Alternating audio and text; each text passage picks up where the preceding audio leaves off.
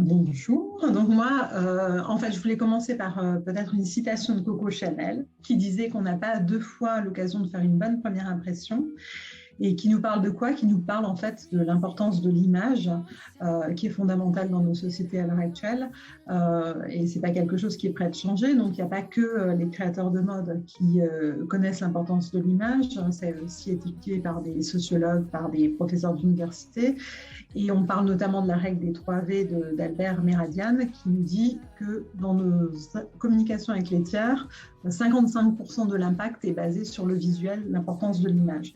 Donc moi, j'ai été juriste pendant 20 ans dans le domaine de la finance et aujourd'hui, je suis devenue conseillère en image. J'ai monté mon cabinet et j'aide justement donc, les femmes, mais également les hommes dans la valorisation de leur image par le biais d'outils que j'ai acquis moi-même lors d'une formation en école parce que j'ai souhaité être certifiée dans le domaine pour aider tout un chacun à mettre en valeur son image comme il se doit.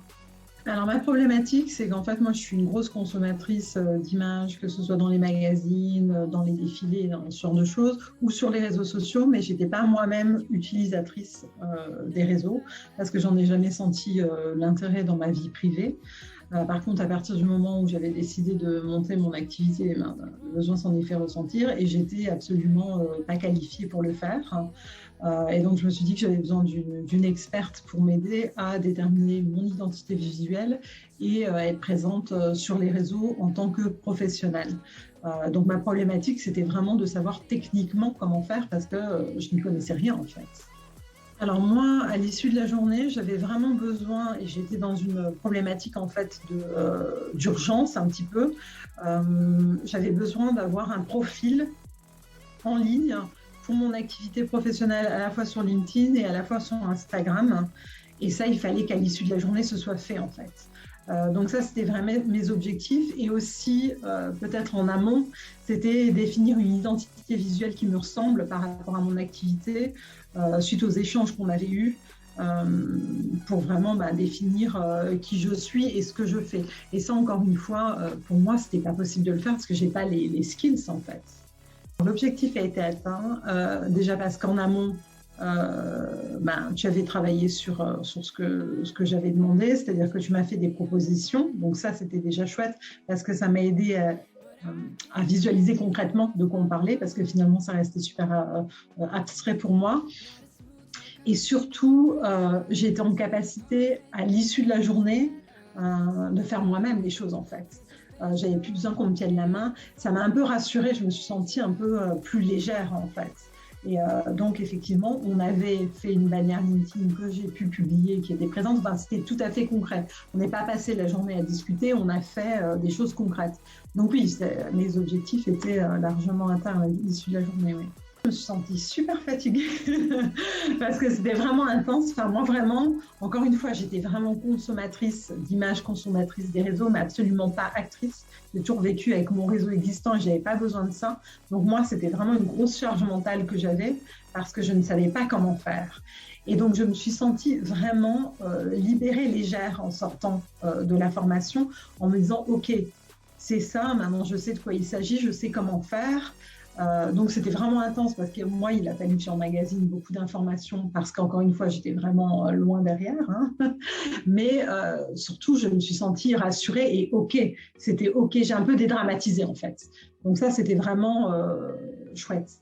Moi, ce que j'ai le plus aimé, c'était déjà le fait que ce soit préparé parce que j'ai quand même un background qui fait que tout était quand même assez carré. En changeant d'activité, je m'attendais à ça d'un professionnel et c'était vraiment, on avait un agenda qui était précis. Pour autant, ça ne veut pas dire qu'on a suivi à la lettre l'agenda. Donc, il m'a été permis de poser des questions, d'ajouter des choses, de faire comme... Donc ça, la flexibilité, ça m'a plu. Le professionnalisme, parce que les choses étaient prêtes, c'était en place, tout roulait. Donc ça m'a vraiment plu. Et le fait aussi qu'il y ait eu une vraie transmission. C'est-à-dire que j'ai pas eu l'impression, comme on peut l'avoir parfois, de faire appel à un prestataire qui allait me montrer ce qu'il faisait et me donner ce qu'il faisait, mais pas me transmettre en fait le savoir-faire. Et là, en l'occurrence, si je l'avais, alors pas évidemment pas à ton niveau, mais au moins pour me débrouiller, quoi. Donc ça, c'était vraiment, vraiment super positif pour moi. Alors, on peut se poser la question, c'est vrai que quand on se lance dans une activité, on se dit, OK, voilà, je dois sortir de l'argent, mais j'en gagne pas forcément. Pour autant, encore une fois, moi, face à cette montagne, il n'était pas possible que je fasse les choses moi-même. Qui plus est, une journée qui m'était dédiée, où on parle que de ma problématique, que ce soit pas un agenda défini par d'autres, c'était vraiment tailor-made, donc vraiment designé euh, pour moi, évidemment, ça en valait le coup parce qu'à l'issue de la journée, OK, la problématique, elle était réglée. Euh, donc non, pour moi, oui, l'investissement en valait forcément la peine. Je pense que c'est ridicule de lésiner sur ce genre de choses quand on n'est pas à même de faire les choses. J'aurais pu passer encore 6 mois à essayer de le faire et le problème ne serait pas résolu. Et effectivement, le temps, c'est de l'argent, spécialement quand on travaille pour soi et qu'on crée son entreprise. Donc non, vraiment, moi, je suis ravie de mon investissement.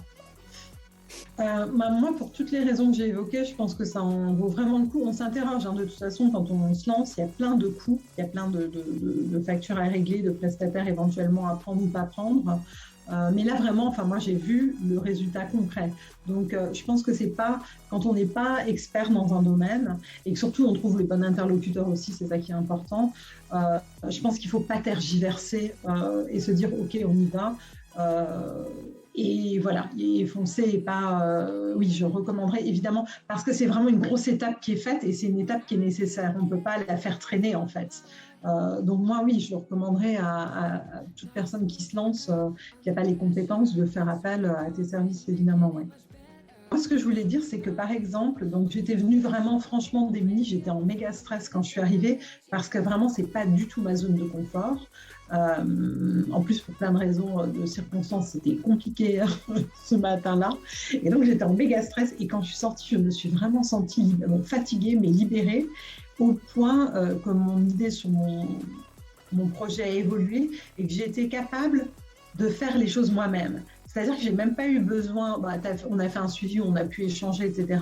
Mais j'ai pu moi-même, chose qui, il y a un an, aurait été impossible, modifier toute seule comme une grande et publier des choses dont avant je l'aurais pas fait.